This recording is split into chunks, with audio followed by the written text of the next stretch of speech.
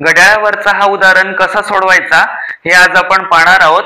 1 ते 2 वाजेपर्यंत किती वाजता दोन्ही काटे एकमेकांच्या विरुद्ध असतील किंवा ते 180 डिग्रीचा कोन तयार करतील। ठीक आहे, तर बेसिकली आपल्या घड्याळामध्ये 6 वाजता दोन्ही काटे एकमेकांच्या विरुद्ध असतात आणि दोन्ही ठिकाणी बघा हे 180 डिग्रीचा कोन तयार करतात। हे अशा पद्धतीने ह्या साइडला 180 डिग्रीचा कोन तयार होतो आणि ह्या साइडला 180 डिग्रीचा कोन तयार होतो।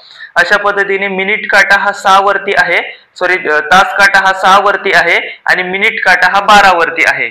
दोन्ही काटे एकमेकांच्या विरुद्ध आहेत।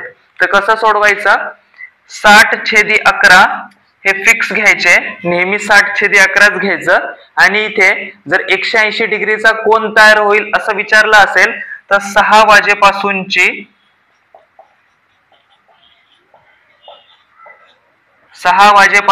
वेळ घ्यायची आहे। ठीक आहे, तर 6 वाजेपासून 1 वाजेपर्यंत, आता बघा 1 वाजेपासून काहीतरी वेळ झालेली आहे म्हणजे 1 हे पूर्ण वाजलेले आहेत। तर आपल्याला पाहायचं आहे की 6 वाजेपासून 1 वाजेपर्यंत किती वेळ होते। तर 6 वाजेपासून 7 वाजेपर्यंत 1 तास, 8 पर्यंत 2 तास, 9 पर्यंत 3 तास, 10 पर्यंत 4 तास, 11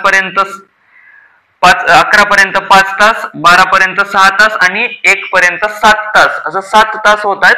म्हणून 60/11 गुणिले 7 हे आले 7×42 420 भागिले 11, म्हणजेच याचा अर्थ 11 त्रिक 33 उरले 9, 90 झाले, 11 8 88 उरले 2/11, म्हणजे याचा अर्थ 1 वाजून 38 मिनिटं 2/11, 38 मिनिटं 2/11, ऑप्शन नंबर 4 हे उत्तर आहे।